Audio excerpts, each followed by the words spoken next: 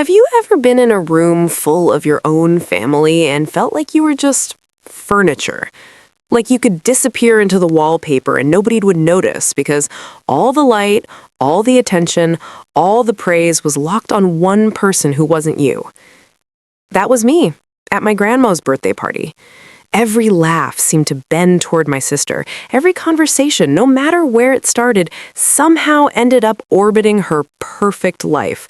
Her new kitchen renovation, her husband's promotion, her kids' private school.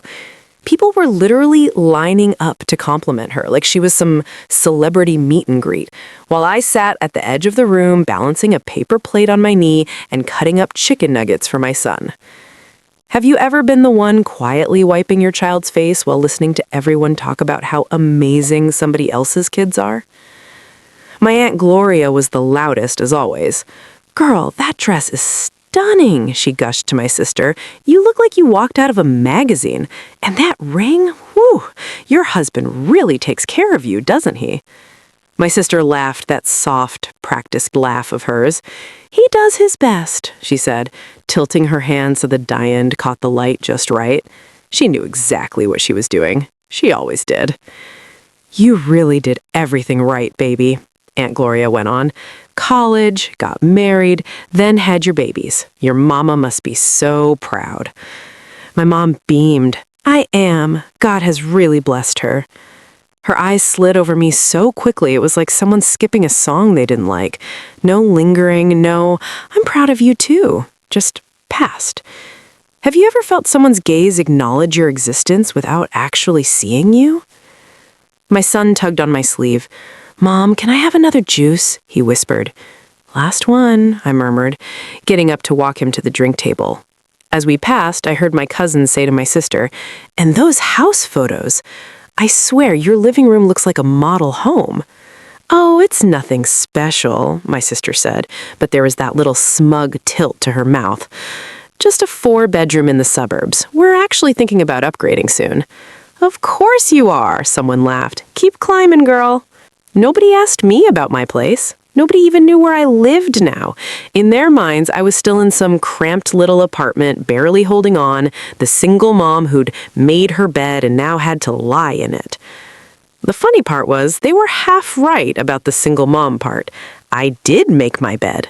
I did end up raising my son alone when his father dipped the second the word pregnant came out of my mouth.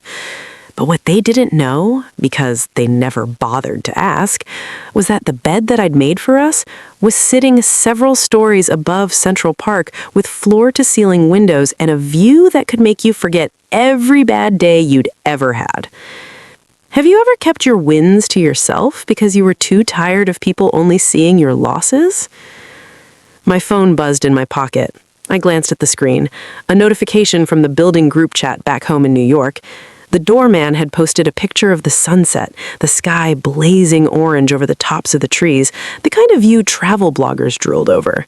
A couple of my neighbors had commented heart emojis and wow. I tilted the screen down so nobody around me could see it. These people didn't need to know my building had a doorman or that my son's favorite thing in the world was pressing his face to those massive windows and counting the tiny yellow taxis below. They didn't ask, and I was done volunteering information that would just make them tilt their heads and say, "Are you sure you can afford that?" in that tone that meant, "You don't deserve that." "Baby, where are you living these days?" Grandma's voice broke through my thoughts. She said it loud, like she always did. Her hearing wasn't what it used to be, so her volume knob had broken somewhere around church choir soloist. The side conversations dipped, heads turned. Somewhere a fork clinked onto a plate. My mother stiffened ever so slightly, like she knew exactly what answer she expected to hear, and was already embarrassed on my behalf. "She's in New York, Ma," my mom said quickly, trying to steer. "You remember? Tiny place, but it's—" "I asked her," Grandma cut in, eyes still on me. A small, stunned silence fell. You could practically hear everyone lean in. It was like slow motion, the kind you see in movies right before a character does something that changes everything. My heart did that weird double beat it does when I'm about to walk into something I can't back out of. Part of me wanted to stick to the script they had already written for me. Oh, just a little apartment, we're managing. Keep it vague, keep it small, keep it comfortable for them. But another part of me, the part that had pulled all-nighters at my laptop when my son slept in our living room, the part that had walked into boardrooms where nobody looked like me and still presented like I belonged there, the part that had quietly signed a lease high over Central Park with shaking hands and a proud, terrified heart, that part was tired. Tired of shrinking for other people's comfort. Have you ever felt the exact second you stopped shrinking for other people's comfort? It was right then, with a paper plate sweating in my hand and my grandma's eyes on my face. "Yeah, baby," Grandma repeated, softer now, seeing something in my eyes. "Where are you living these days?" Every insecurity I had lined up like ghosts at the back of my mind. They'll say you're bragging. They'll say you only care about money now. They'll say you got lucky. They'll try to poke holes in it. They'll ask a million questions and give you zero real support. But another thought slid in front of them, clear as glass. You don't owe them your silence about your own success. I smiled. Not big, just enough. "New York, like Mom said," I replied, my voice steady. "Manhattan, actually." My uncle raised an eyebrow. "Oh, excuse us," he joked. "Fancy." A couple people chuckled, but they were listening now. Really listening, waiting for me to prove their assumptions right. "Is it safe?" Grandma asked. "You got space for the little one? You know I worry." "Yeah, Grandma, we're good." I could have stopped there. I knew that. I could have left it at, "We're good," and let them fill in the blanks however they wanted. But for once in my life, I wanted to be the one holding the pen. I took a breath, glanced around the room at all the faces that had looked past me for years, then looked at the woman who'd always seen me even when the rest of them didn't. "It's just a little penthouse overlooking Central Park," I said lightly. "Nothing too crazy." Time froze. My sister literally choked on her champagne, hand flying to her chest as she coughed. My mother's face went completely blank, all the color draining as if I'd just told her I committed a crime. My uncle let out a low whistle and leaned back in his chair. "Well, well, well," he said under his breath. Have you ever dropped one sentence and watched the entire story people told themselves shatter on the floor? That was the moment everything shifted. The girl they treated like background noise had just casually rewritten the whole script. They had no idea how she got there, what it cost her, or why she'd never told them. But they were about to. Have you ever felt like your whole role in the family was decided before you were even old enough to spell your own name? Like, no matter what you did, you were already the difficult one, while your sister got to be the good one. That was me and my sister growing up. If you'd asked any of my relatives back then, they would have told you the story like it was a Bible verse. My sister was the golden child, the example, the "see, this is what happens when you listen to your parents." And me? I was the "be careful, this is what happens when you don't."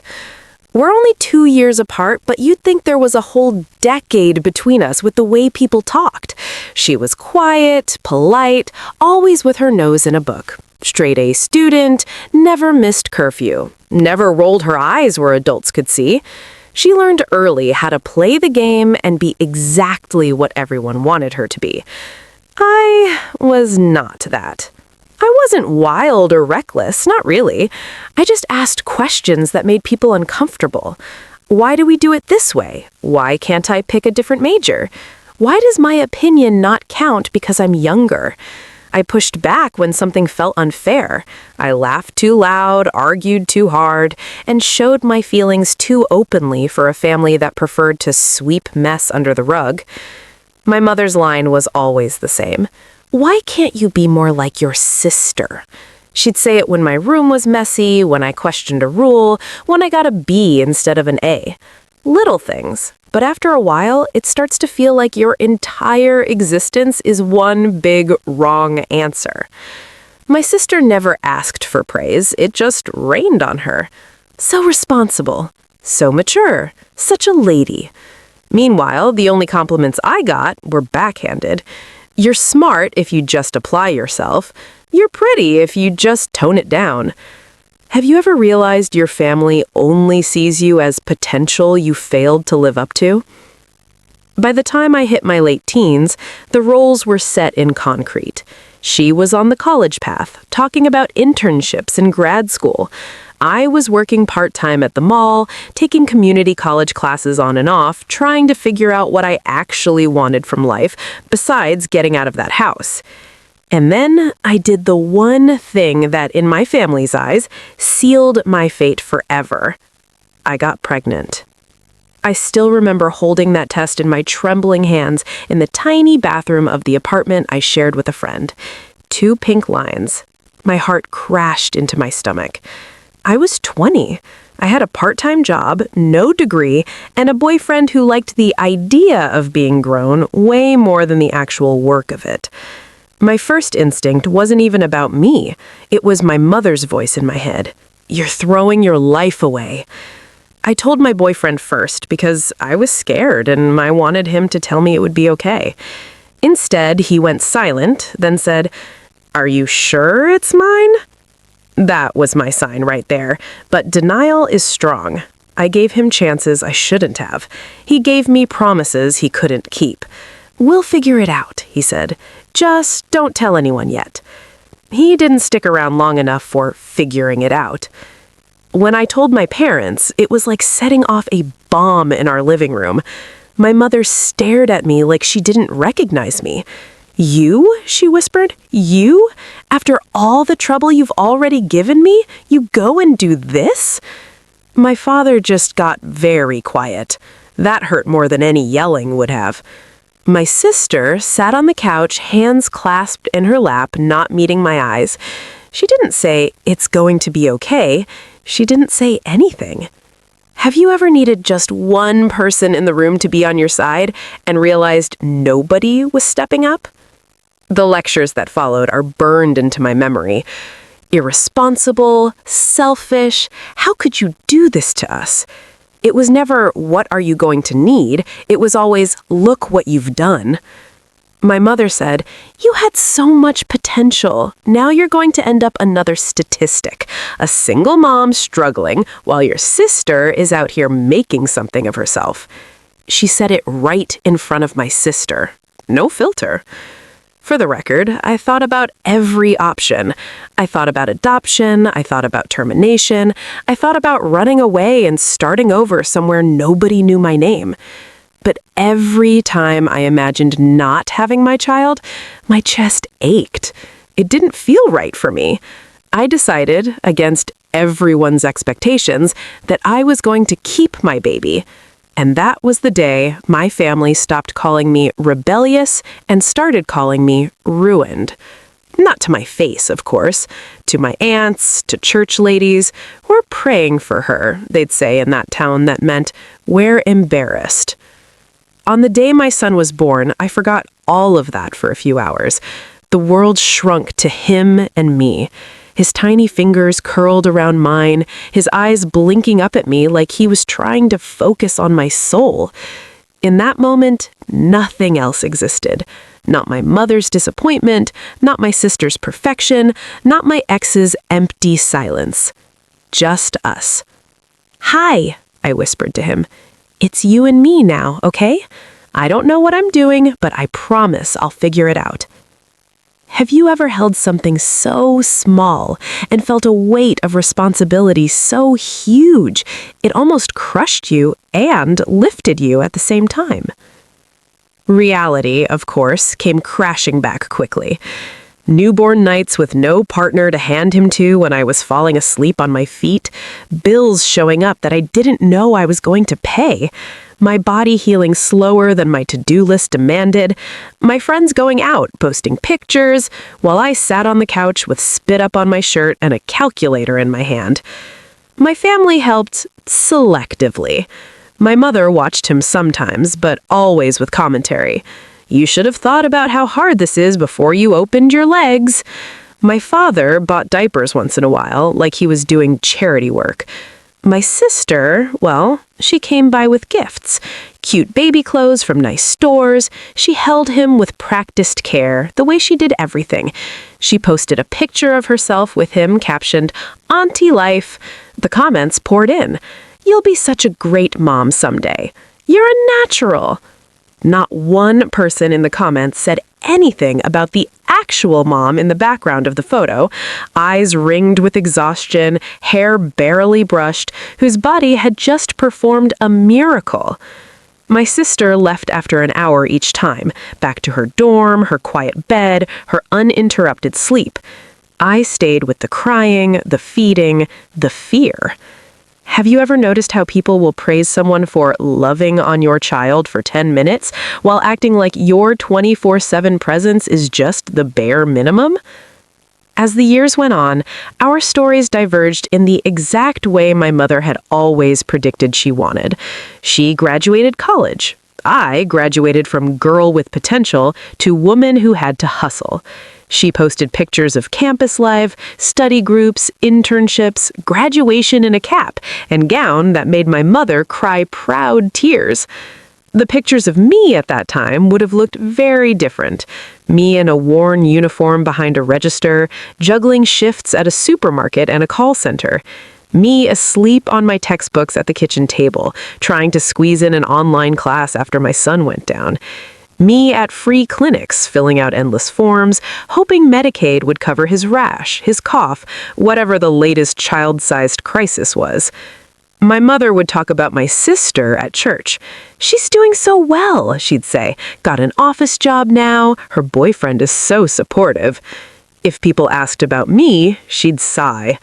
"She's managing. You know how it is with these girls who have babies too young. She loves her son, but her life is hard. I warned her." That was the story that made its way through the family grapevine. My sister, the success. Me, the lesson. Have you ever felt like everyone agreed your future had already been written and they were just watching you live it out? The thing is, I wasn't sitting around feeling sorry for myself the whole time. I was tired, yes, overwhelmed, yes, but I was also stubborn. I refused to believe that one decision at 20 had permanently disqualified me from having a good life. I loved my son too much to let that be true for him or for me. So between diaper changes and double shifts, I started to dream in secret. Not the fluffy, I wish I was rich kind of dreams, specific ones. A job where I could use my brain, not just my body. A schedule that gave me time to actually see my child instead of just collapsing near him. An income that meant stability instead of constant panic. I'd scroll online at night, looking at pictures of cities I'd never been to. New York especially. The skyline, the energy, the sense that big things could happen there. Then I'd look at my sleeping son and think, what would it take to get us somewhere like that? Not necessarily a penthouse. Back then, that word might as well have been spaceship. Just somewhere better. A one-bedroom that wasn't falling apart. A neighborhood where every noise outside didn't sound like a potential problem. But if I said any of that out loud at family gatherings, they would have laughed. Or worse, given me that pitying look. "Focus on what's realistic," they'd say. "Be grateful you have a job at all." My sister, meanwhile, followed the script like it was printed on her skin. Degree, engagement, big wedding my parents helped pay for, house in the suburbs with a yacht. 2 kids, spaced just right. Each milestone came with a party, photographs, and endless compliments. She'd walk into a room and people would light up. "Tell us about the new house. How's married life? Your kids are so well behaved." I'd walk into the same room and people would give me a quick hug, then ask things like, "Your son's father in the picture yet?" Or, "You still working at that place?" In a tone that said they already knew the answer. Stuck. Have you ever felt everyone's expectations settle on you like a heavy coat you never asked to wear? I tried once to talk about my ideas. There was this free intro class on web design at the community center, and I was excited. I said, "If I learn this, I can maybe get into tech." Those jobs pay better, and I could work from home some days. It would be good for me and for him. My mother didn't even look up from the sink. "You need to stop chasing fantasies," she said. "You have a child. You don't have time to be playing with computers. Be grateful you have regular hours. Your sister can experiment. You can't." Just like that, the conversation was over. But the idea wasn't. Her words hurt, but they did something else. They lit a fire of quiet defiance inside me. If my family was only going to see me as a failure no matter what, then maybe I should stop living like I needed their permission to succeed. Maybe I should build something so solid, so undeniable, that one day they'd have to sit up and pay attention whether they wanted to or not. Have you ever made a promise to yourself in the dark with nobody around to clap for you, and then had to decide if you were actually going to keep it? That was the promise I made in those years when everyone passed me over like background noise. I didn't know how or when or what it would look like exactly, but I knew this much. I was not going to stay the punchline to my own family's cautionary tale forever. I was going to find a way to change the story, even if I had to do it without telling them a word about it. Have you ever felt like life keeps handing you proof that everyone's low expectations of you might actually be right, and you're fighting every day not to believe it? That's what my 20s felt like as a single mom. It wasn't just one big tragedy, it was 1,000 little paper cuts.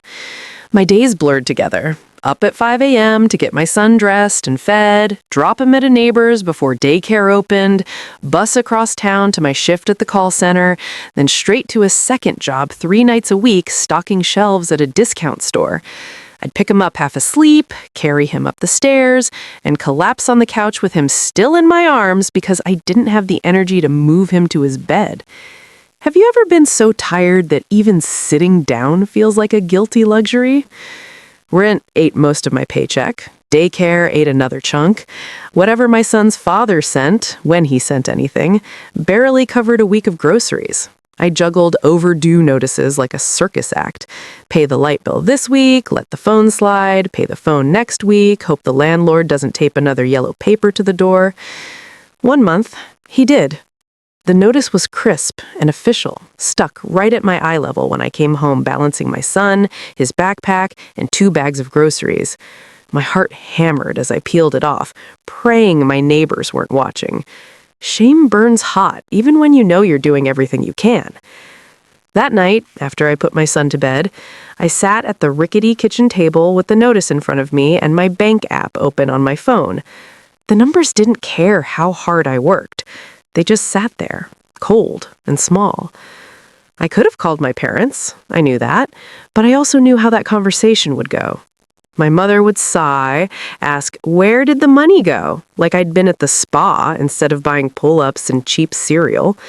My father would mutter something about responsibility and maybe offer a little, but it would come with that heavy silence that said, "You did this to yourself." I stared at the ceiling instead and whispered, "God, I'm trying. I don't know what else you want from me." A few days later, I got a text from my sister. "Mom wants us over for Sunday dinner. You're coming?" My first instinct was no. I didn't have the emotional energy to sit through another episode of The Perfect Daughter Show, while my own life felt like it was held together with duct tape.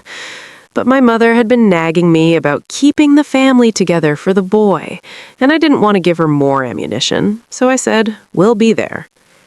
Have you ever walked into a house that used to be your home and felt like a guest nobody was particularly excited to see?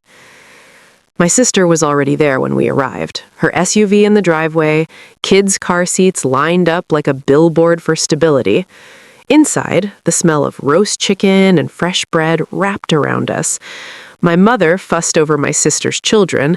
"Look at my baby, so big, come give Nana a kiss," while my son hung back, fingers twisted in my shirt. He'd learned, too, where he ranked in this little empire. "Oh, hey," my sister said when she finally noticed us, glancing up from a story about her husband's latest work trip. "You made it." No hug, no "how are you really?" Just acknowledgement. My mother emerged from the kitchen, wiping her hands on a towel. She kissed my son quickly on the forehead, then looked me up and down. "You look tired," she said. "You're working too much." "I'm working enough to keep a roof over our heads," I replied, forcing a smile. "You know how it is." She tusked. "If you had a husband, you wouldn't have to be killing yourself like this. You could be home like your sister when her kids are sick. That's why we tell girls to wait, do it the right way." The words hit like they always did, sharp and familiar. I swallowed what I wanted to say, "That husband of yours works you like a maid when you're not posting pictures," and just nodded. Arguing never changed the script. It only got worse at the table. My sister held court as usual, talking about their upcoming vacation. "We're finally doing Europe this year," she said. 2 weeks, Paris, Rome, maybe London. "Ooh, look at you, world traveler," Aunt Gloria crowed. "You deserve it, girl. You and that man work so hard." She turned to me, almost as an afterthought. "You still at that call center?" "Yeah," I said, and I picked up some freelance stuff on the side. "Freelance?" she echoed, the word dripping skepticism. "What kind of freelance?" "Just some web design," I said cautiously. I'd finally gone to that free class at the community center months ago, the one my mother had dismissed. Turned out I actually liked it. I'd been teaching myself late at night, picking up tiny gigs, making flyers and basic websites for local businesses. It wasn't much money yet, but it was the first thing in a long time that felt like it could turn into more. My sister raised an eyebrow. "Oh," she said lightly, "isn't that a young person's game? Lot of competition. You sure that's smart?" My mother chimed in. "She needs something stable, good benefits. Web stuff is for those kids with no responsibilities." I looked at my son, who was carefully pushing peas around his plate, pretending not to be listening. I thought about how I wanted him to talk about his dreams one day without somebody immediately telling him all the reasons they wouldn't work. "I'm sure," I said quietly. But their doubts sat on my shoulders like extra weight. That night, after we went home and I'd put my son to bed, I replayed every comment in my head. "You need something stable. Be more like your sister. You chose that life." It was like they'd all collaborated on a script where my only possible future was permanent struggle. At some point, you have to ask yourself, are they right? Is this really it for me? Have I already reached my ceiling because I didn't follow the right order? Or is there still a version of my life waiting for me that looks nothing like the one they keep describing? Have you ever felt the anger and the hopelessness mix into something else? Something like determination. A few weeks after that dinner, the crisis I'd been dreading arrived in a plain white envelope. Notice of a rent increase. New landlord, new rates. Starting in 60 days, my already tiny apartment was going up by $200 a month.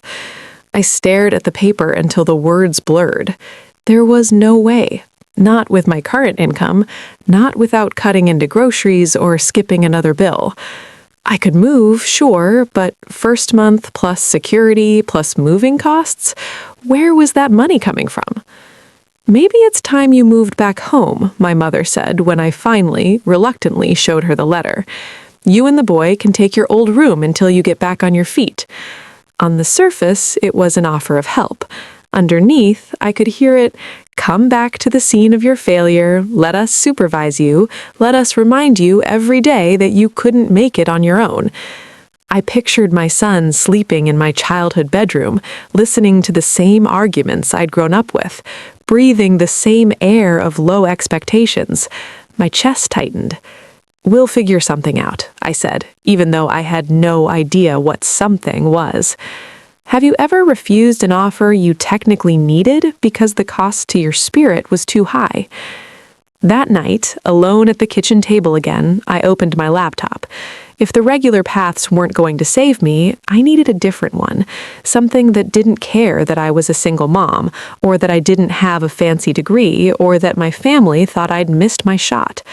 I searched web design jobs no degree, work from home tech jobs, single mom career change. I found stories, forums, blog posts, videos of people who'd done it. Moms, people of color, folks who'd started late. They weren't lying. The path was hard, but it wasn't impossible. Over and over, I saw the same words: portfolio, skills, consistency. And one term kept popping up: UX, UI design. I fell down a rabbit hole. User experience, designing how apps and websites feel to use, mixing aesthetics with problem solving. I watched a free webinar while my son snored on the couch next to me, his head on my thigh. The instructor talked about empathy, about understanding what people need and making it easier for them to get it. For the first time, I saw a job where being sensitive, being observant, being the person who notices when something doesn't feel right, that wasn't a flaw, it was a feature. Have you ever seen a description of work and thought, wait, that's me? I started small. Free YouTube tutorials, a free trial on a design app, late nights sketching app screens in a notebook, practicing on fake projects. I made a little website for my friend's hair business, another for the daycare my son went to. They weren't fancy, but they worked. And it felt good. Not this is a cute hobby good. I could build a whole new life with this good. One night, a targeted ad popped up in the corner of my screen. Career change into UX, UI design in 9 months. No degree required, flexible schedule, scholarships available. Half of me scoffed. Too good to be true. The other half clicked faster than I could think. The program was expensive, at least to me, more than I had in my account, but they had a payment plan. They had nights and weekends. They had mentors who looked like actual humans, not Silicon Valley stereotypes. I scrolled through the testimonials, single parents, bartenders, teachers, saying things like, "This changed my life. I work from home now. I tripled my income." Was it marketing? Probably. But even if half of it was true, it was more hope than I'd seen in a while. My son stirred in his sleep, curling closer to me. I looked down at him, at the dark curls on his forehead, the little frown he made even in dreams when something bothered him. I thought about that rent increase. I thought about my mother's voice, move back home, and my sister's raised eyebrow. You sure that's smart? And then I thought about him, one day telling someone about his childhood. Would he say, "My mom gave up and moved back in with her parents because life was too hard"? Or would he say, "My mom bet on herself and changed everything for us"? Have you ever realized the story your kid will tell about you one day depends on what you do next? My hand was shaking as I hovered the cursor over the Apply Now button. Fear screamed in my head. What if you fail? What if it's a scam? What if you waste money you don't have? But underneath that, another voice whispered, "What if it works?" I clicked, filled out the application, submitted my information. When it came to the payment page, I stared at the numbers, did the math twice, then picked the plan that was going to hurt but not kill us. "This is crazy," I muttered to myself as I entered my card details. Or maybe, another part of me answered, "This is the first sane thing you've done for yourself in a long time." I hit confirm enrollment.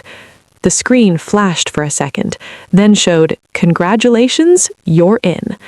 I sat back in my chair, heart pounding, equal parts terrified and exhilarated. Have you ever made a decision that doesn't change anything around you in that moment? Same tiny kitchen, same overdue bills, same tired body, but you can feel deep down that your life just quietly pivoted on its axis. That was me, in that dim little apartment with my sleeping son's head on my leg and my family's doubts echoing in my ears. I didn't know it yet, but that click was the first tiny step on the road that would eventually lead me to standing in a sunlit penthouse high above Central Park, my son racing across hardwood floors, and my grandma asking, "Where you livin' now, baby?" while my entire family held their breath, waiting to hear an answer they never saw coming. You know those montage scenes in movies where someone decides to change their life and suddenly it's just quick cuts of them working hard and everything falling into place? Yeah, real life is not like that. The program I'd just signed up for didn't immediately turn me into some tech genius. It turned my already exhausting life into something that, from the outside, probably looked impossible. Have you ever tried to reinvent yourself while your old life keeps demanding every last piece of you? My days went from busy to brutal. I'd wake up at 5 a.m. like always, get my son dressed, fed, and out the door, drop him off at daycare when they unlocked, bus to the call center, 8 hours of headsets, scripts. "I'm sorry you feel that way, sir." Then home, quick dinner, homework with my boy, bath time, bedtime stories, because I refused to let my grind steal that from him.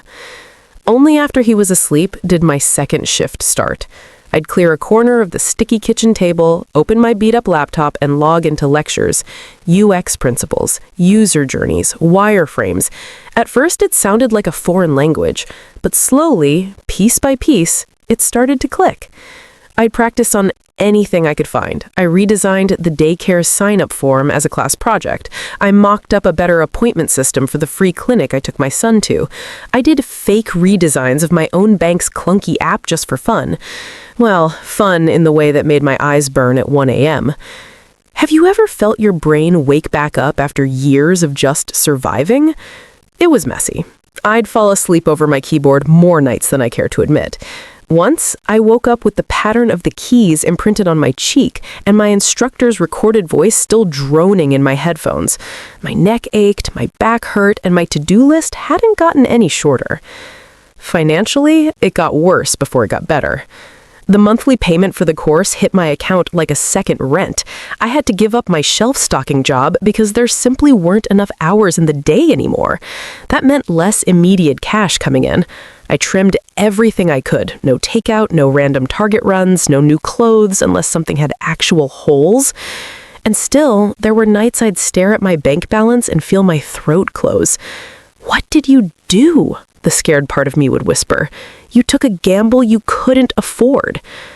Then I'd look at my son's face and sleep, think about what another year in that tiny apartment would mean for both of us, and answer myself, I couldn't afford not to.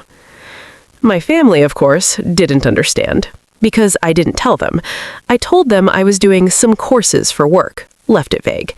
Every time my mother called, she'd ask the same questions. "How's the job? They giving you enough hours?" Never, "What are you learning?" Never, "How can we help?" When she did find out a sliver of the truth, it went exactly how I'd feared. "Design?" she repeated when I mentioned in passing that I was taking classes. "Like drawing?" "Not exactly," I said. "It's more like how apps and websites work, making them easier to use." She frowned. "Sounds like a hobby," she said.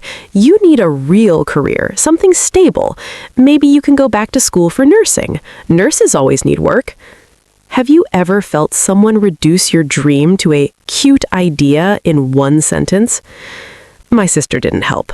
When she heard, she raised an eyebrow. "Isn't that field really competitive?" she asked. "You're up against kids who live on their computers, and you have responsibilities." The implication hung in the air. Don't get your hopes up. Don't reach too high. "Yeah," I said softly. "I know." What I didn't say was I am one of those kids living on my computer now, except I'm also the one making lunches, checking for monsters under the bed, and taking the bus at dawn. So if I can figure this out, I'm not worried about them. I stopped telling them much of anything after that. Have you ever realized you need to protect your dreams from the very people who say they love you? The only ones who knew the full picture were my instructor, who kept messaging me, "Your work is really strong, keep going," and one other person, my son. Of course, I didn't dump my adult worries on him, but kids aren't stupid. He saw the laptop, the notebooks, the sketches. He saw the bags under my eyes one morning and asked, "Mommy, did you have bad dreams?" "No, baby," I said. "Mommy was up learning." He frowned. "Aren't you done with school?" "Grown-ups can go to school too," I told him. "I'm learning how to do a new kind of job so we can have a better life." "Like a job where you're home more?" he asked, hopeful. I swallowed the ache in my throat. That's the plan, I said. He thought about it. Okay, he said solemnly. Then I'll be extra good so you can study. Have you ever had your child give you the kind of support you wished the adults had given you? He'd bring me his blanket while I worked, tuck it around my shoulders and say, "So you're not cold." He'd sit at the other end of the table with crayons, designing his own video game levels on scrap paper while I practiced wireframes. To him, it was normal. This was just what his mom did at night. The course got harder. Once the intro phase was over, they started expecting real portfolios, usability testing, case studies with proper write-ups. Every project came with peer reviews, instructor critiques. Push your thinking. This isn't clear enough. Why did you make this choice? Sometimes the feedback stung. After one particularly harsh critique, I slammed my laptop shut and muttered, "Maybe they're right. Maybe I'm too old for this."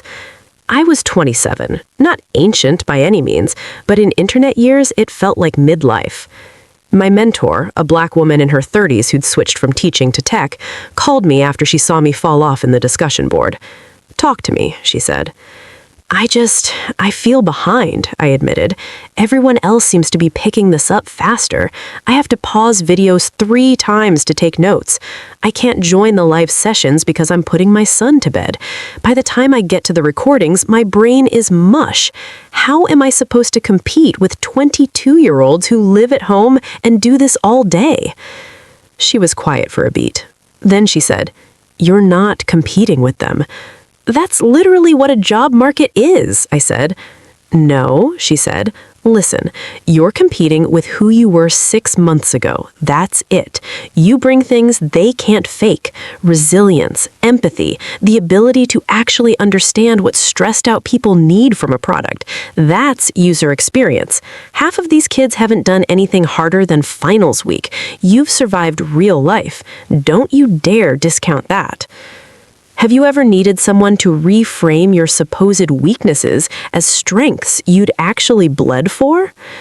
She helped me polish my first real portfolio project, a redesign of the appointment system for a community clinic.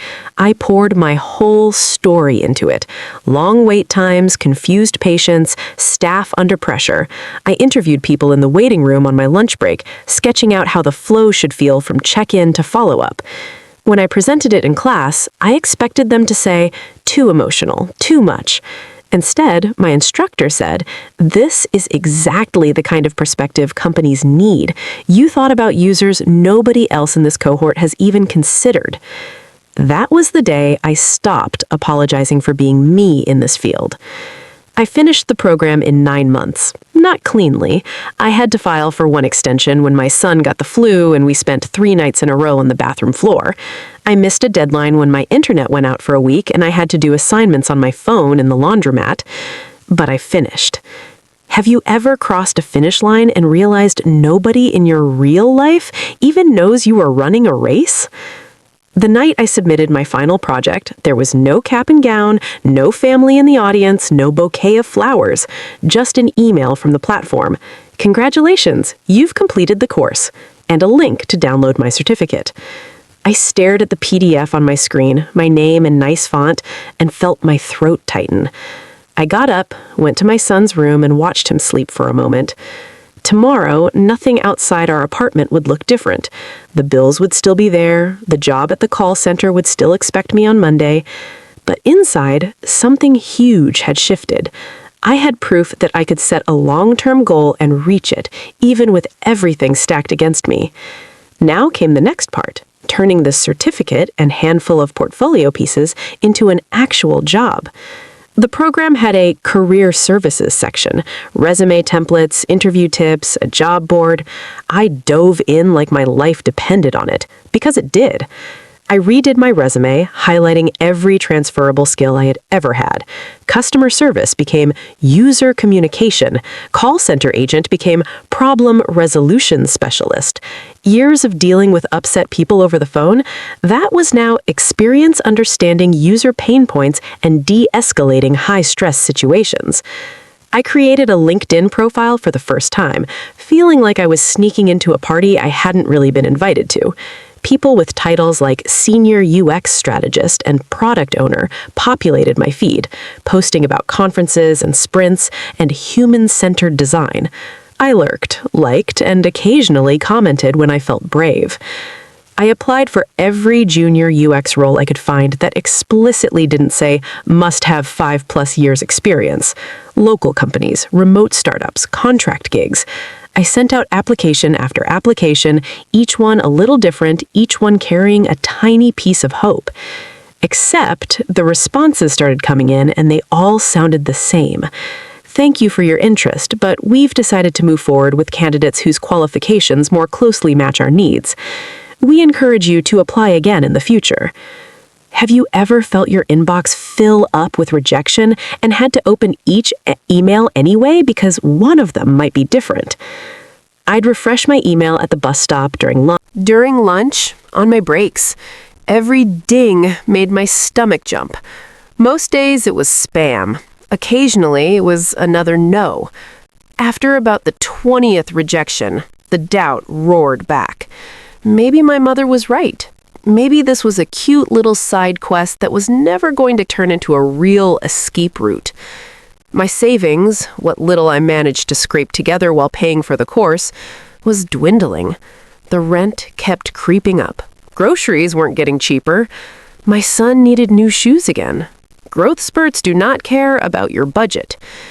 One particularly bad afternoon, after a double shift at the call center dealing with 3 Karens and a customer who called me every name but my own, I came home to an email from a company I really liked, a New York-based startup that built apps for community organizations. Their job description had read like a dream: remote-friendly, mission-driven, mentorship offered. I'd made myself vulnerable in that cover letter, talked about my background, about why I cared about underserved communities, about how I wanted to combine my lived experience with my new skills. I opened their email with shaky hands. Dear my name, thank you for your application. We were impressed with your story, but we've decided to move forward with other candidates at this time. I stared at the word impressed, and then at the no that followed it, and something inside me sagged.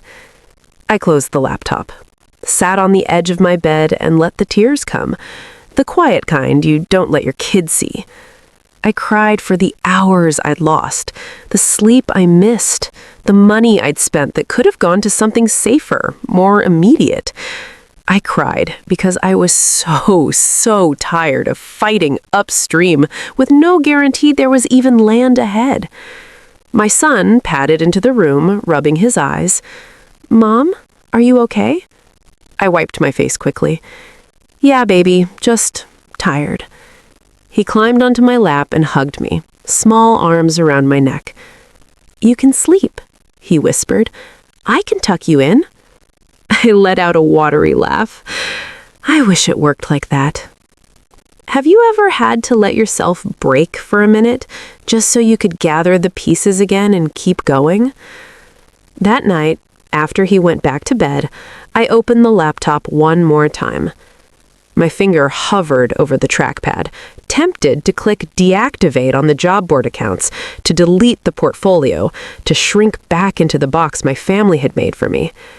It would be easier, familiar, no more getting my hopes up for strangers to casually crush between their auto-generated email templates. But then I thought about the rent notice still folded in my purse.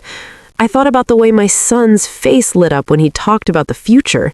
He'd say, when we have a backyard, when I have my own room. We didn't even have a balcony, but he dreamed bigger anyway. And I thought about all the times my mother had said, you chose that life. Like that meant I had forfeited the right to ever want more. I wasn't willing to accept that. I opened my email again to double-check that there wasn't some hidden line I'd missed. No, just the same polite rejection. I was about to close the tab when a new notification popped up at the top of my screen. From careers@urbanpath.studio, subject, quick chat. I frowned. It wasn't a name I recognized. I clicked. Hi, my name. I came across your portfolio on one of the junior UX forums our team follows. I was really struck with your clinic scheduling project, especially the user interviews. Are you open to a quick call this week to talk about some freelance work? We're based in New York, but much of our team is remote. Let me know. Best, Leah, lead UX designer, urbanpath.studio. My heart lurched. I reread it 3 times to make sure I wasn't hallucinating. I Googled them. Boutique UX agency, headquarters in Manhattan, clients across nonprofits, education, healthcare, pictures of a small, diverse team on their About page. A Black woman, not much older than me, in one of the photos labeled co-founder. These were not faceless tech bros. These were people who might actually understand what I was trying to do. My fingers flew over the keys. Hi, Leah. Thank you so much for reaching out.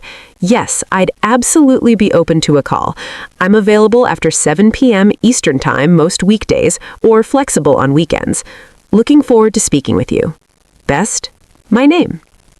I hit send before I could talk myself out of it. Then I closed the laptop, pressed my palms together, and whispered, "Okay, God, if this is a door, please don't let me miss it." I didn't know then that this quick call would be the beginning of the end of that tiny apartment life, and the first faint thread connecting me to a penthouse I couldn't even picture yet, high above a park I'd only ever seen in movies. Have you ever had that single phone call divide your life into before and after, even though at the time it just looks like another item on your to-do list? That's what that first conversation with Leah turned out to be. We set it for a Thursday evening, after my son's bedtime.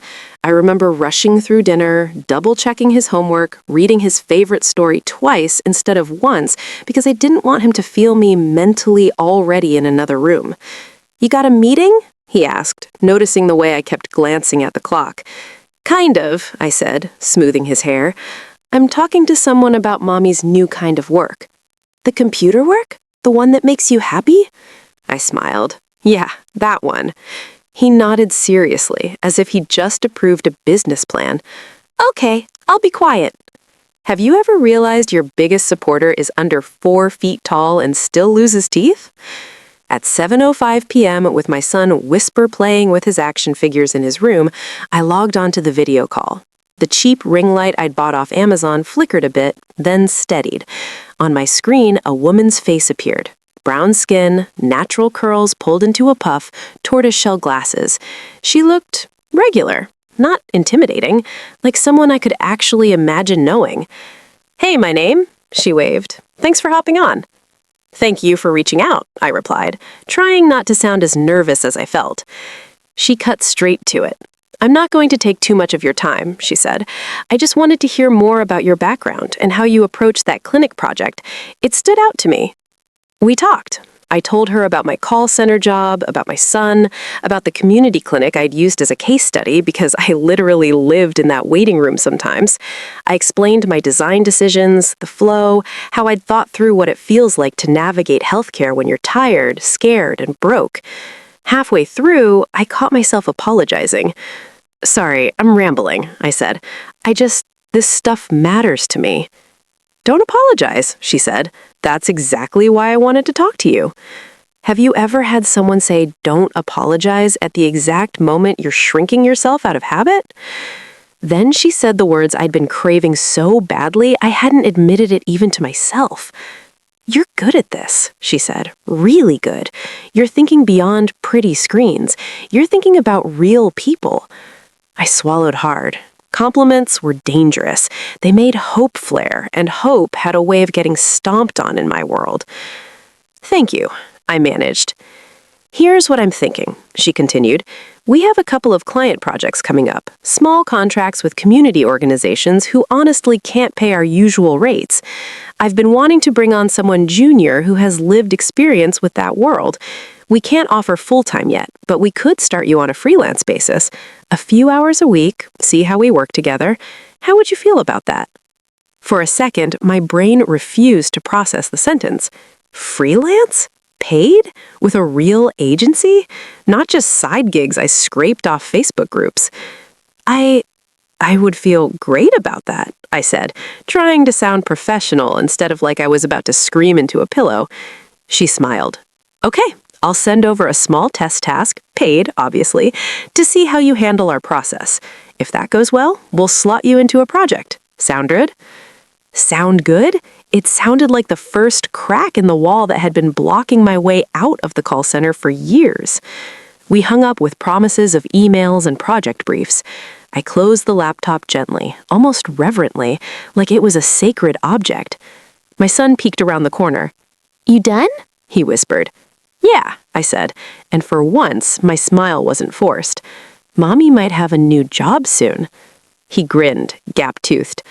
"Will you be home more?" "If everything goes well," I said, pulling him into a hug. "I'll be home and working at the same time." Have you ever tried to explain remote work to a kid who thinks all jobs involve uniforms and name tags? The test task came the next day. Create a simple user flow and low-fidelity wireframes for a nonprofit's donation page. I treated it like the final exam of my life. I did user research. Okay, it was just me calling 2 friends who donated to causes before and asking them what annoyed them about the process. But still, I mapped out steps on sticky notes across my wall. I sketched 3 different layouts before settling on one. I annotated everything, explaining my decisions like I was defending a thesis. When I sent it off, my hands shook over the trackpad. All weekend, I refreshed my email like a maniac. Nothing. I tried to distract myself cleaning, doing laundry, playing board games with my son. Each time my phone buzzed, my heart leapt, then sank when it was just a spam text or a notification from an app I didn't even remember downloading. On Monday afternoon, while I was on break at the call center, an email finally popped up. From Leah, subject, test task. My thumb hovered as I tapped it open. "Hey, my name. Just finished reviewing your work. This is solid. Thoughtful, clear, and your annotations show great UX thinking. We'd love to bring you on as a junior freelance designer for the upcoming quarter. If you're open, we can start with 10 to 15 hours a week at $35 an hour and go from there." I reread the rate 3 times to make sure I wasn't misreading it. $35 an hour. At the call center, I was making $14.50. And here was someone offering more than double that for work I could do from my kitchen table and leggings. Have you ever felt the math of your life shift in one paragraph? I stepped into the bathroom, locked the stall door, and pressed my back against the cool tile, breathing hard. I wanted to scream, laugh, cry, all of it. Instead, I texted my son's sitter. "Might have good news. Pizza night?" I needed to celebrate somehow, even in a small way. The next few months were a blur of double lives. By day, I was still ma'am at the call center, apologizing for things that weren't my fault. By night and early mornings, I was on calls with Urban Path Studio, reviewing wireframes, presenting concepts to clients over Zoom, hearing phrases like user research and iterations instead of hold times and escalations. I'd tuck my son in, then hop on stand-ups with people scattered across the country and a few in Manhattan. I'd share my screen, walk through my designs, get feedback, revise. It wasn't easy. Imposter syndrome rode my back like a shadow the whole time. But each project finished, each happy client note chipped away at the voice that said, "You don't belong here." Leah became more than just a manager. She became a mentor. She'd DM me things like, "Great job handling that client pushback," or "You have a really strong instinct for flows. Trust it."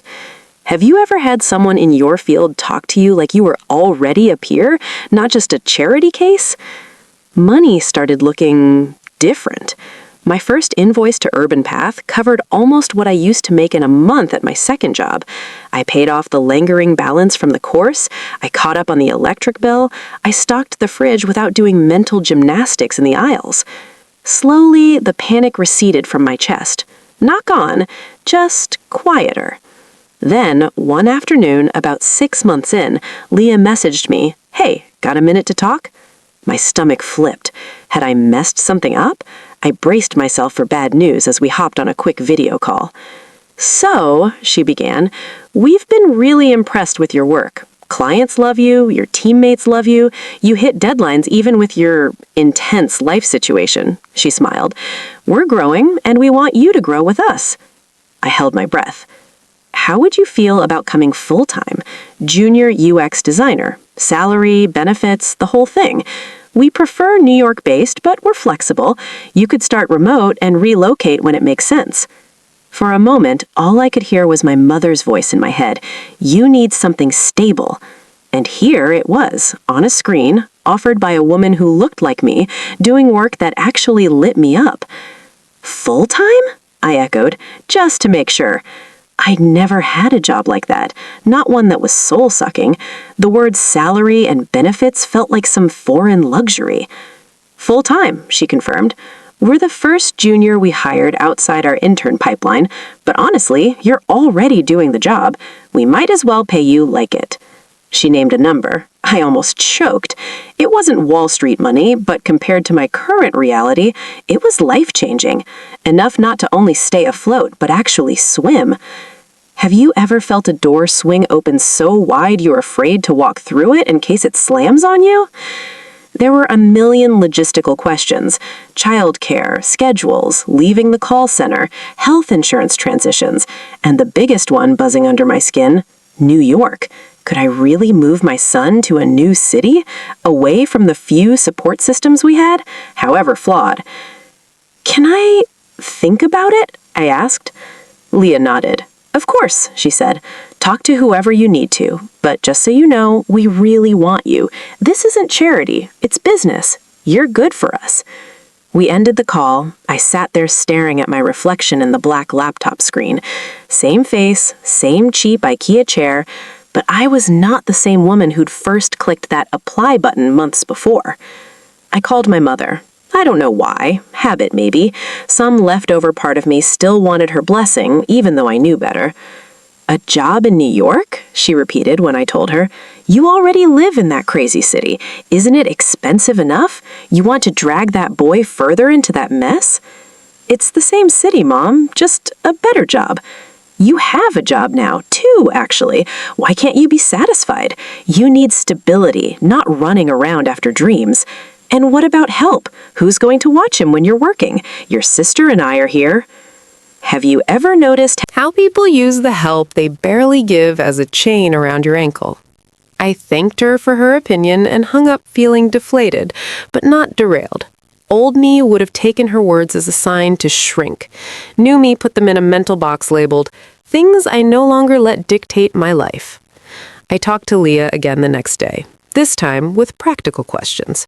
Could I stay where I was for a year and work remotely? Yes. Would their insurance cover my son? Yes. Was there a path to growth? Also yes. I also talked to one other person, my son. I sat him down at our tiny kitchen table. "How would you feel about Mommy having a new job where I work on the computer all day instead of going to that office with the headsets?"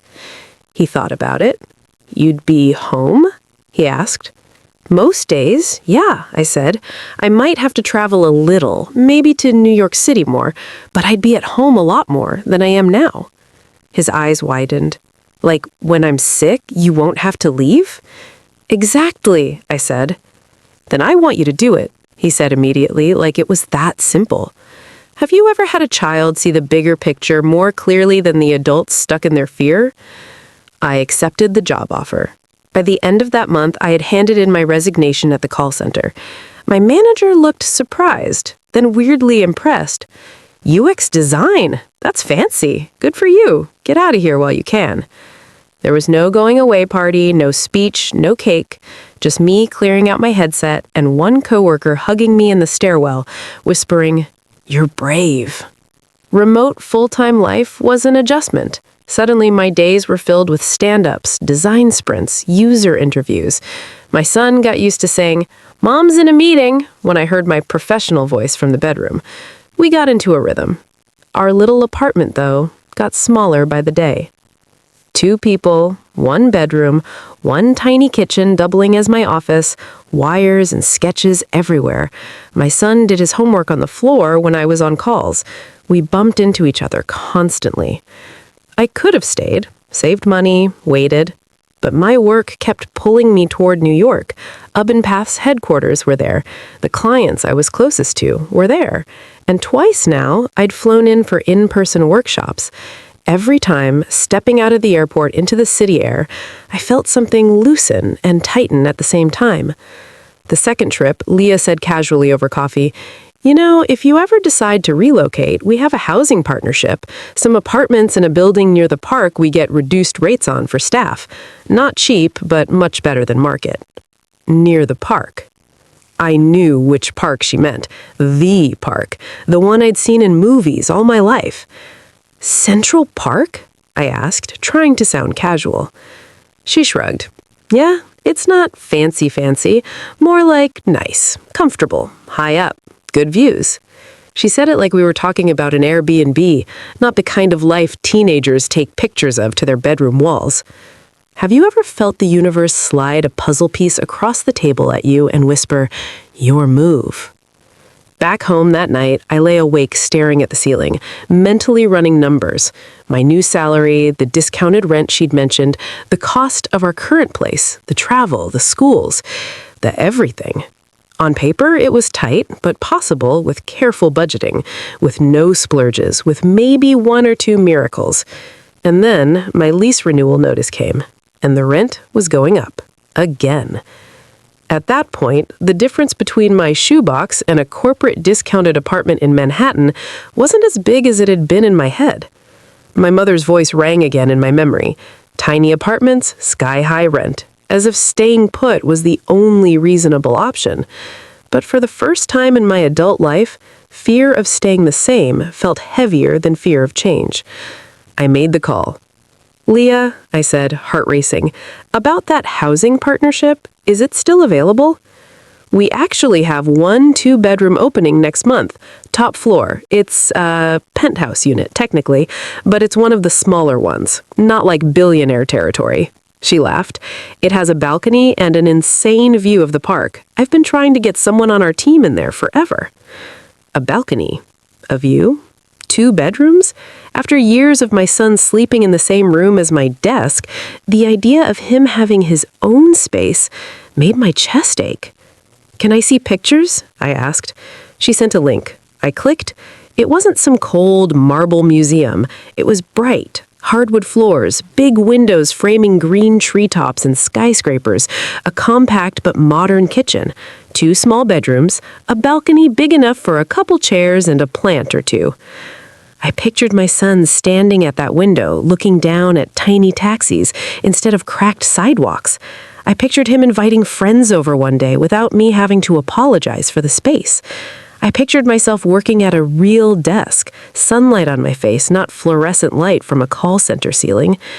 Have you ever seen a future version of your life through a screen and felt your whole body lean toward it? The application process was surprisingly straightforward. Background check, clean. Employment verification, solid. Income, just enough. Security deposit, painful, but doable thanks to months of freelance plus salaried work and a tax refund I hadn't touched yet. When the approval email came, "Welcome to your new home at building name," I sat on the edge of my old bed, staring at it with tears in my eyes. I had done it. Me, the ruined one, the single mom everybody pitied. I'd signed a lease on a penthouse unit in Manhattan overlooking Central Park. How was I supposed to explain that to people who still thought my life had ended the day I had my son? I decided, very simply, I wasn't going to. Not yet. This move, this home, this version of me, it wasn't for their consumption. It was for us, for me and my boy. So when I told my family we were moving to New York proper, I kept it vague. "Work wants me closer," I said. "Found a decent place near the office. Small, but it'll do." My mother shook her head. "You like making things harder than they need to be. Don't come crying to me when that city chews you up." My sister texted, "Wow, big move. Hope it works out," with a neutral emoji that could mean anything. I didn't send them pictures of the apartment. I didn't mention the word penthouse. I just packed our lives into boxes, kissed my son goodbye when my mom took him for the weekend so I could handle the move, and got on that plane. Have you ever walked into a place and felt, oh, this is what home can feel like? The first time I stepped into that penthouse, keys cold in my palm, it took my breath away. The ceilings weren't crazy high, but the windows were, floor to ceiling, stretching across the main room. The view was ridiculous. Green treetops of Central Park stretching out in waves, buildings rising like Lego towers beyond them, yellow taxis like little toys crawling along the streets far below. My son ran in circles on the empty floor, his sneakers squeaking. "Mom, Mom," he yelled, voice echoing. "Is all this ours?" I laughed, tears spilling over. "Yeah, baby," I said. "It is." He ran to the window, pressed his hands and face against the glass. "We live in the sky," he whispered, awestruck. Have you ever seen your child's eyes light up in a way that makes every sacrifice, every late night, every insult you've swallowed feel like it just paid interest? We made that place a home. Not instantly. Opening boxes is still opening boxes, no matter how nice the view is, but steadily. Thrift store finds and one or two splurge pieces on sale. Photos of us on the walls, a little rug in his room where he set up his action figures, a plant by the window that I kept alive out of pure stubbornness. But even as we settled in, one thing stayed the same. I didn't tell my family the details. They knew Manhattan. That was enough for them to start making assumptions. Tiny, overpriced, dangerous. Let them think that. Their opinions no longer paid my bills. The only person who got the full FaceTime tour was my grandma. I called her one Sunday afternoon, held up my phone to the window. "Look, Ma," I said. "Look where your great-grandbaby plays now." She squinted, then gasped. "Lord have mercy," she whispered. "You won a postcard." She laughed delighted. "You did good, baby. You did real good." Her words went straight into the part of me that had been starving for that kind of acknowledgement. But I still asked her, "Keep this between us, okay? I don't have the energy for everybody's questions." She chuckled. "Let them find out when they find out," she said. "They've been talking for years. Time for them to be quiet and listen for once." I didn't know then that the moment they'd find out would be in the middle of her own birthday party, with champagne flutes and deviled eggs and all the old family ghosts watching. I just knew I was done performing my struggle for their sympathy. And when the time came, I was going to tell the truth about my success in exactly the way I wanted to. Not as an apology, not as a brag, as a fact. Grandma's birthday landed on one of those late summer Saturdays when the air feels thick with nostalgia and sweat. By then, we'd been in the penthouse almost a year. My son had started correcting people when they called it an apartment. He'd say, "It's a home with a big window." He didn't brag, he just stated facts. I took notes from him. Have you ever gone back to your old world after building a new one and felt like you were stepping onto a movie set where everyone else was still reading from the same tired script? That's exactly how it felt walking into my parents' house that day. Same plastic-covered couch, same faded family photos where my sister's achievements took up more wall space than anyone else's, same aunties in the kitchen talking loud, same uncles arguing about sports in the living room. The only thing different was me. My son clung to my hand for a second at the doorway, then spotted his cousins and took off, his sneakers squeaking on the tile. I stood there, taking a breath, bracing for it.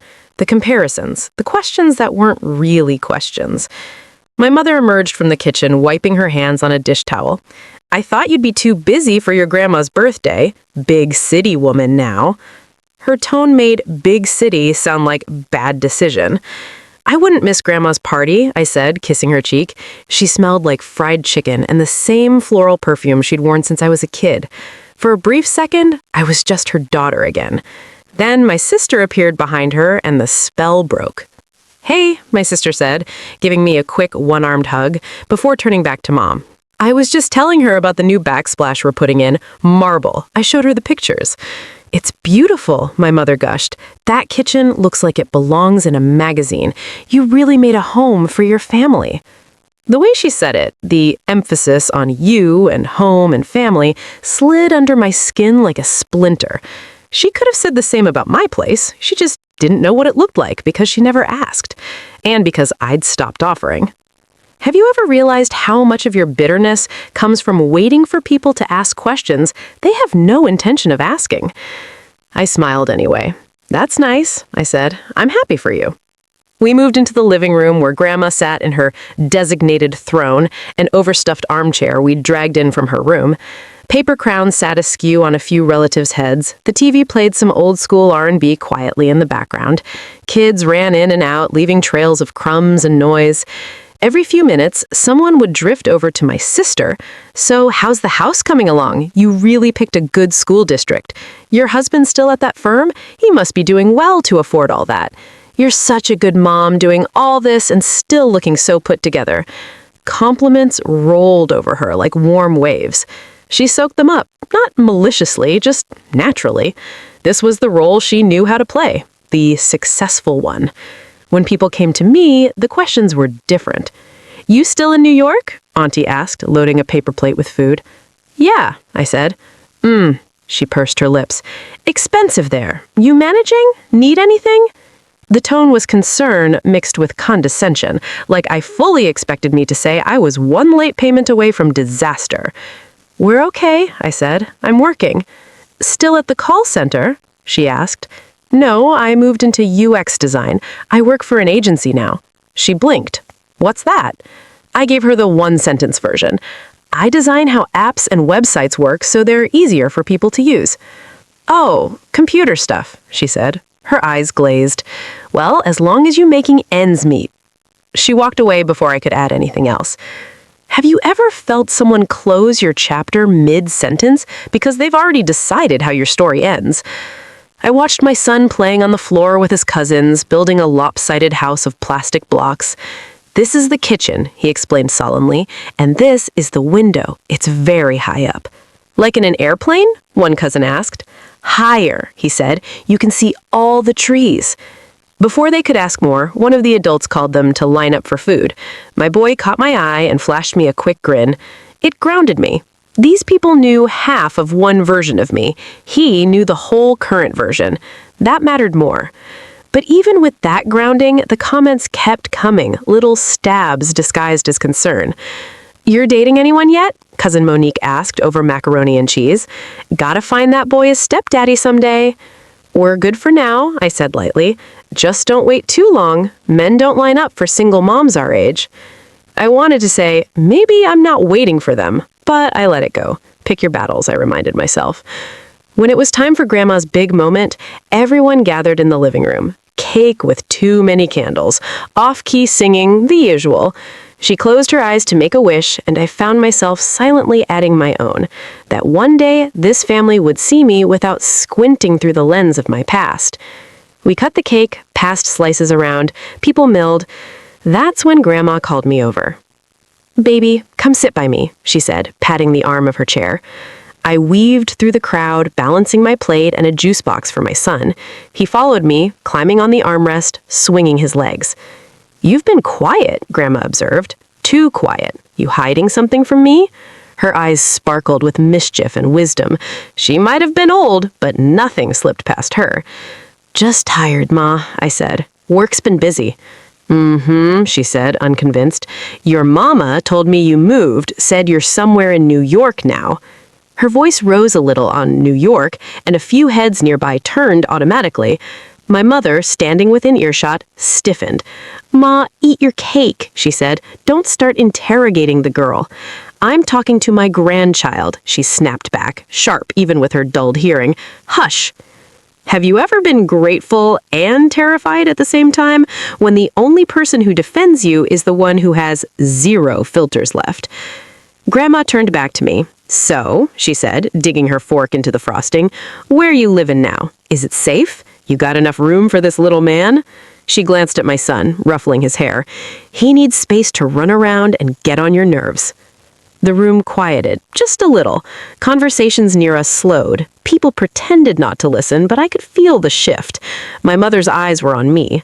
My sister, across the room, paused mid-story, her attention snagged by the question. Here we go, I thought. This is it. Have you ever felt your old self and new self standing side by side inside you, arguing about which one should answer? Old me wanted to minimize. Oh, it's just a little place we're managing. New me, the one who'd negotiated her salary, signed a Manhattan lease, and navigated PTA meetings with hedge fund moms, raised an eyebrow at that instinct. Why should I lie to protect their comfort? Wasn't that exactly what had kept me small for so long? I looked at Grandma, not at the crowd. Yeah, it's safe, I said. We've got plenty of room. Where is it? She pressed. What part? Before I could answer, my mother cut in. She's in Manhattan, she said quickly, like she could control the narrative if she got there first. You know, the city part. Tiny apartments all stacked on top of each other. She gave a little laugh that wasn't really a laugh. I don't know how she does it. I'd go crazy. The implication hung. She's making her life harder than it needs to be. I could have let it slide. Again, but something about the way my son was watching me, curious, made my spine straighten. What example was I setting if I kept swallowing myself to make other people comfortable? I looked at Grandma, not at the crowd. I live in a building on the Upper West Side, I said, my voice steady, right across from Central Park. A cousin's eyebrows shot up. Oh, Parkview, he muttered. Okay.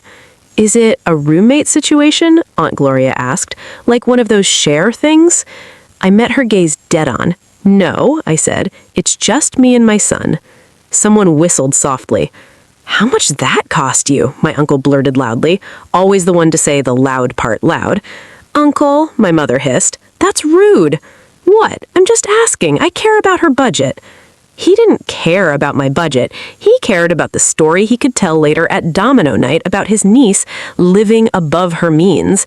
I could feel the old urge rising to explain, to justify, to over-explain discounts and partnerships and corporate housing so nobody could accuse me of being irresponsible. But I stopped myself. They were not accountants. They were not my financial advisors. They were people who had never once asked what my rent was when it was low and stressful. Why did they suddenly feel entitled to know now that it might be high and joyful? Grandma squinted. You got a window? She asked. Trust her to cut to the heart of things. Yeah, I said, smiling. Big one. You can see the park? Every day. Her face softened. Good, she said. Trees are good for the soul. She took a bite of cake, seemed satisfied. She would have let it go, but the rest of the room wasn't ready to drop it. They needed a label, a box, a story. Have you felt your sister stare from across the room? Finally, she spoke up. So what is it exactly? She asked, voice light but eyes sharp. Like one of those tiny studios? I heard New York apartments and be like the size of a closet. She laughed. A few others laughed too. My mother smiled tightly, like she hoped we'd all move on, and this would just be another story about my bad life decisions. I thought about all the mornings my son and I had eaten breakfast at our little table, sunlight pouring in, watching joggers and dogs in the park below. I thought about the nights he'd fallen asleep on the couch while I worked at my actual desk, both of us lit by the city glow instead of a flickering hallway bulb. I thought about the promise I made to myself in that tiny old kitchen that one day I'd build a life so solid I wouldn't need anyone's belief to stand in it. So I said the truth in the lightest tone I could manage. It's just a little penthouse overlooking Central Park, I said, shrugging. Nothing too crazy. Time did that slow down. My sister's mouth fell open. She choked mid-sip, champagne spraying a little onto her plate. She coughed, eyes watering, staring at me like I'd just claimed I was living on Mars.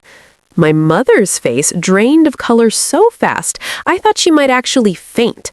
She gripped the back of a chair like she needed it to steady herself. My uncle let out a low, impressed whistle. Well, well, well, he drawled. Penthouse, huh? Have you ever dropped a truth so heavy it breaks the floorboards of the assumptions people have been standing on for years? The room erupted, not in applause, but in questions. You're joking, right? My sister said, voice high. You mean like the top floor of a building with an elevator and everything? Last I checked, yeah, that's how penthouses work, I said dryly. A cousin blurted, is it yours, or like a company thing? Another aunt leaned forward, conspiratorial. Are you seeing someone up there? She asked, eyes wide. There it was, the assumption that there had to be a man behind it, that I couldn't possibly have done this as a single mother, as a black woman, as the difficult daughter. I'm not dating anyone, I said evenly. My job has a housing partnership. They get some units in our building at reduced rates. I still pay rent, but it's manageable with my salary. Salary? My mother echoed, like the word itself offended her. I told you I work in UX design now, I reminded her gently. It's a full-time role, benefits, promotions. We do okay. Since when? My sister demanded. You never said you were doing all that. You just said computer stuff. Since about a year ago, I took an online course, freelanced for a while, then got hired full-time. I moved when the company offered the housing. And you didn't tell us? My mother burst out. Underneath the shock, there was something else. Hurt, or maybe pride wounded that she hadn't been in the loop. Every time I tried to talk about it, you told me I needed a real job and to move back home, I said softly. So I stopped talking. Have you ever thrown someone's own words back at them? Not to be cruel, but because that's the only way they'll see them. A hush fell. Even the uncles arguing about football went silent. My sister recovered first. Well, money isn't everything, she said quickly, eyes narrowing. At least I have a real family, a husband, a yard, stability. I chose a path that puts my kids first. The dig was obvious. If I had penthouse, I must have sacrificed something important. My son, my morals, something. You think I didn't put my child first? I asked calmly. You think moving us out of a falling apart apartment into a safe place with good schools and a park right there, you think that was about me? She flushed. I'm just saying, I didn't chase some big city fantasy, she muttered. I built something real. So did I said. I just didn't narrate every step on Facebook. Have you ever reached a point where you're done accepting someone else's definition of real? My mother found her voice again. You should have told us, she said, shaking her head. We would have what? I asked gently. Believed in me sooner? Been less embarrassed to introduce me at church? Her mouth opened, closed. She looked away. I didn't hide this to spite you, I continued. I hide it because for years, every time I tried to do something different, all I heard was how unrealistic it was, how I'd already ruined my life, how I should be more like my sister. I couldn't build this and constantly defend it at the same time. Grandma's hand patted my knee. Let the girl talk, she said to my mother, who had started to protest. Y'all had plenty to say when she was down. Time to hear her when she's up. A murmur rippled through the room. Some relatives shifted uncomfortably, others nodded, eyes flicking between me and my sister. Look, I said, scanning the faces, I'm not telling you this to brag. I'm telling you because I'm tired of sitting quietly in the corner while everyone acts like my story ended when I had my son. I glanced at my boy, who was watching intently from his spot on the floor. It didn't end, I said. It just took a different route, a harder one, but I made it somewhere good. We never said you couldn't, my mother muttered. You didn't have to, I replied. You said it every time you called me a cautionary tale, every time you told people, at least your sister did it right, every time you looked through me to praise her. My sister bristled. So now it's my fault? No, I said quickly. You lived the life you wanted, and that's fine. But for years, my value in this family has been measured against your checklist. Husband, house, ring, kids in the right order. I may never have those things, but that doesn't mean I failed. Have you ever spoken your truth in a room full of people who helped right your pain and felt for once like you weren't asking for permission, just stating a fact? Silence stretched. Then, unexpectedly, my uncle chuckled. "I'll be real," he said. "I thought you were out there barely hanging on, but you did that. Penthouse? In New York? That's big." "It is," one of my younger cousins chimed in. "I follow UX designers on TikTok. That career is no joke. That's like dream job territory." She looked at me with something like admiration. "How'd you get into that?" For the first time ever at a family gathering, someone younger than me was asking me for guidance, not cautionary wisdom. I smiled at her. "Long story," I said, "but it started with a free class and a lot of late nights. Can I ask you about it sometime? I hate my job." "Anytime," I said and meant it. My mother sat down heavily on the arm of the couch, looking at me like she was seeing a stranger, or maybe for the first time, seeing the daughter she hadn't made room to imagine. "Why didn't you ask us for help?" she whispered, "when things were hard, when you were doing all that school?" I met her eyes. Because every time I asked for help before, it came with a lecture about how I'd messed up. I didn't need more reminders that you thought I ruined my life. I needed someone to say, "I see you trying. I'm proud of you for not giving up." Her eyes glistened. She looked down at her hands. I thought being hard on you would make you stronger," she said slowly. "I didn't want you to think bad choices didn't have consequences." "Trust me," I said with a small sad laugh. "Life handled the consequences. I didn't need my whole family to pile on." Grandma cut in. "Well, she's strong now. Stronger than most of us, I'd say. Y'all might want to learn something from her instead of acting like she's still that little girl who talked back." Have you ever felt the oldest person in the room hand you back your dignity in front of everyone who chipped away at it? The mood in the room shifted, not magically into harmony, we're not in a movie, but into something less one-sided. Curiosity, even from people who'd written me off. Jealousy from my sister, sure, but mixed with something else I couldn't quite name. Maybe confusion? Maybe the beginning of respect. My son climbed into my lap, wrapping his arms around my neck. "Can they come visit?" he whispered in my ear, nodding toward Grandma. "Some of them," I whispered back, kissing his forehead. He giggled. That's when my uncle leaned back, clapped his hands, and broke the tension. "Well, all I know is next family reunion, we're doing it at her house," he announced, pointing at me. "I want to see this view for myself." Laughter rippled through the room. Real laughter this time, not the brittle kind that comes after a mean joke. "We'll see," I said, smiling. "Y'all might not want to leave." Have you ever watched a room that always made you feel small suddenly rearrange itself around the fact that you're not small anymore and realize you're finally okay whether they adjust or not? That day didn't fix decades of family dynamics, but it did something more important for me. It broke the spell. The spell that said I had to stay quiet just because they'd already decided who I was. The background noise had finally turned up the volume, and whether they liked my song or not, I wasn't turning it back down. The party didn't end with trumpets and hugs and a group chant of, "We were wrong about you." Real life doesn't wrap up that neatly. People went back to eating, kids went back to running around. The TV volume went up a notch, but underneath the ordinary noise, something fundamental had shifted.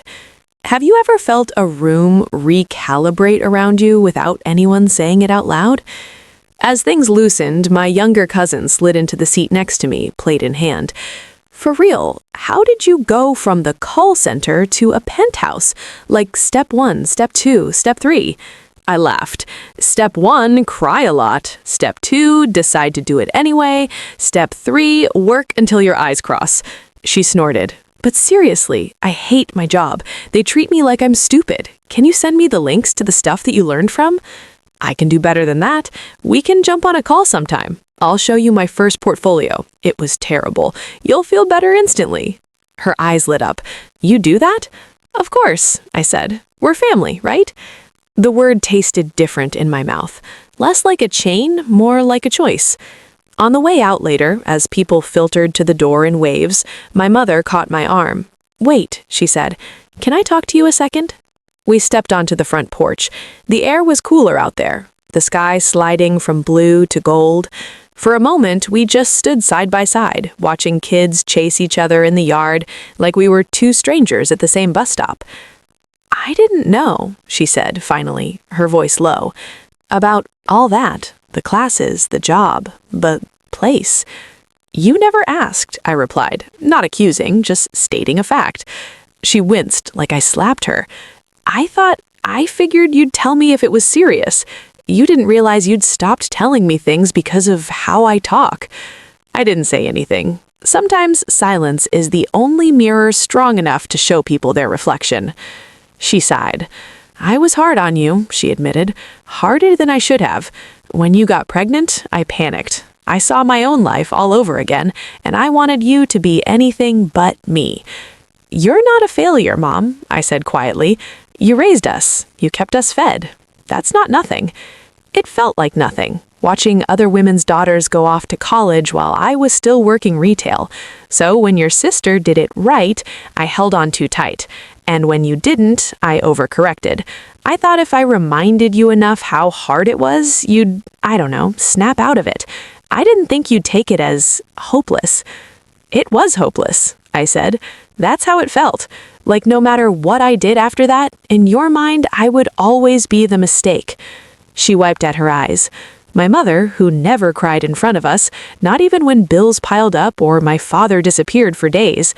"Seeing you up there in New York, doing something I can't even pronounce, it makes me proud, and also ashamed that you had to do it with me doubting you." Have you ever waited so long to hear, "I'm proud of you," from someone that when it finally comes, you don't even know what to do with it? I took a breath. "I'm not telling you this for an apology," I said. "I needed you to understand why I don't give you every detail anymore. It's not spite, it's survival. I needed space to believe in myself when nobody else did." She nodded slowly. "I get it," she said. "I might not like it, but I get it." She hesitated, then added, "Next time you do something big, you don't have to tell the whole world, but maybe tell me. I'll try to do better with how I respond." "We'll see," I said, a small smile tugging at my mouth. I didn't promise. Trust, once cracked, doesn't fuse back together just because someone asks. But her trying, that was new. My sister stepped outside then, arms crossed, as if she'd been working up to it. "So," she said, leaning against the railing, not looking directly at me. "Penthouse." She said it like a challenge, like the word itself had personally offended her. "That's what the lease says," I replied. She laughed once, harsh. "You know Mom's been talking about you moving back home for years. All this time, you were up there, living that?" "Why does it bother you so much?" I asked. "You have what you wanted. Husband, kids, house, all of it. Me having a nice apartment miles away doesn't take that from you." Her jaw clenched. For a second, the practiced perfection slipped. "You don't get it," she said. "For years, I did everything right, and all anyone said was, 'Don't end up like your sister,' like I was just the opposite of you, not my own person. And now you show up with this secret success, and suddenly they're all looking at you like you're some hero for pulling yourself up. What does that make me?" "It makes you, I said slowly. "The girl who followed the plan and still ended up tired and resentful because nobody sees you without seeing me first." She blinked, surprised. "I thought you loved being the rebel," she said. "I hated being the warning, and you hate being the standard. Different cages, same zoo." For a moment, we actually saw each other, not as archetypes, but as two women suffocating under expectations we didn't write. She sighed, tension leaving her shoulders just a little. "Your place," she said. "Could I see it? One day. Just us. No Mom, no Aunt Gloria, no peanut gallery." I considered it. The old me would have said yes immediately, desperate for connection. The new me waited. Boundaries didn't disappear just because I had finally been acknowledged. "Maybe," I said, "when you're ready to visit without measuring every corner against your own life." She opened her mouth to snap back, then stopped. "Fair," she said. "Text me your number, the real one, not the one Mom has for the family chat." We exchanged contact information like acquaintances meeting for the first time. The drive back to the airport the next day felt different than the trip in. The road signs, the strip malls, the neighborhoods speeding by, they were part of a world I belonged to once, but not anymore. I wasn't fleeing it, I was just leaving, on my terms. Have you ever noticed how the same highway can feel like escape in one direction and a simple commute in the other?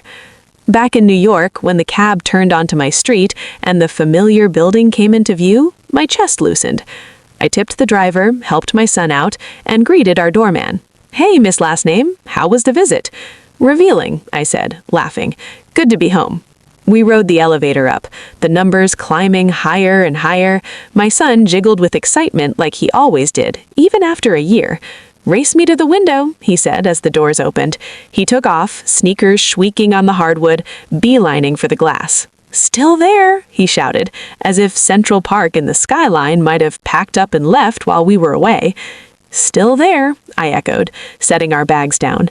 I joined him at the window, shoulder to shoulder, both of us staring out at the expanse of green and glittering buildings. Have you ever looked at a view and seen not just scenery, but every version of yourself that helped you get there?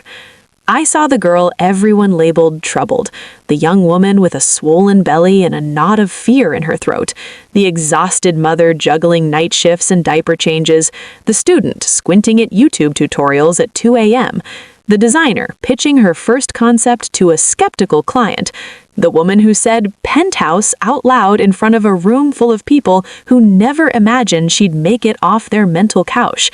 Now, I was all of them and more, and none of them defined me alone. That week, I FaceTimed Grandma like I promised, propped the phone on the windowsill so she could see the park again. She clucked and grinned, reminding me to put lotion on my son's face before the air got too dry. Same grandma, same love, new backdrop. When my younger cousin texted, we set up a call. I walked her through UX basics, sent her the same free resources I'd used, told her about the nights it sucked and the mornings it felt worth it. Don't do this to impress them, I warned. Do it because you want a life that feels like yours. Like your penthouse? She asked, half joking. Not like mine, I said. Like whatever yours turns out to be. Have you ever realized the best flex isn't what you have, but what you help other people believe they can have? I didn't become the family's new golden child overnight. Some relatives stayed petty, throwing in comments like, "Must be nice up there with the rich folks," as if I hadn't eaten ramen for entire weeks to pay for that boot camp. Some acted overly sweet, already angling for a free place to crash in the city. I learned to smile and keep my invitations selective. But the crucial difference was this: their reactions no longer dictated how I measured my own life. For years, I'd let their praise for my sister and their pity for me write the captions under my days. Background noise, struggling, irresponsible. Now, there was a different narration in my head. Single mom, provider, designer, New York resident, penthouse having, bill paying, bedtime story reading main character in my own movie. Did the loneliness disappear? No, there were still nights when the city felt too big and I felt too small. There were still mornings when imposter syndrome greeted me before coffee. There were still moments when I wished my mother had been the kind of woman who saw my potential without needing proof in the form of square footage. But there was also this: the quiet joy of watching my son ride his scooter down our hallway, the satisfaction of closing my laptop after a successful presentation, then immediately stepping into my kitchen to make dinner instead of commuting an hour back from some office that drained me. The view at 2 a.m. when insomnia hit, of the city lights blinking like a promise instead of a threat. Have you ever had your life remain imperfect and still felt deep in your bones, I made it farther than they said I would? People sometimes say to me now, "You must feel so vindicated proving your family wrong." And yes, there is a piece of me that smiles sometimes when I remember Aunt Gloria's face, or the way my mother's jaw dropped. But that's not the fuel anymore. If I'd built all of this just to shove it in their faces, it would have gone sour by now. Bitterness is a terrible foundation to build a home on. What keeps me grounded is knowing I didn't just change how they see me, I changed how I see me. And maybe more importantly, how my son will see himself. He doesn't know the whole backstory yet. He just knows that his mom works at a computer, likes to make stuff nicer on phones, and somehow turn that into a home in the sky. When someone at school says, "You don't have a dad at home," his answer isn't dipped in shame. It's matter of fact. "Nah, it's just me and my mom. We're good." One day, when he's older, I'll tell him the fuller story. How everyone passed me over while my sister got all compliments on her life.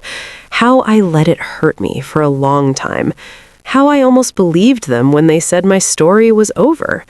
And how in the middle of all that, I chose to write a different ending.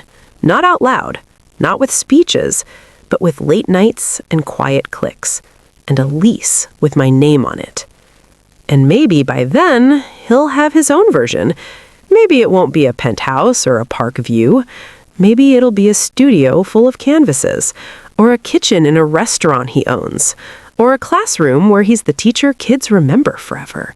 Whatever it is, I hope he remembers this.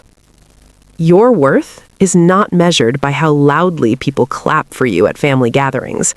Your success is not defined by how closely you stick to someone else's script. Your past mistakes, real or imagined, do not permanently disqualify you from joy.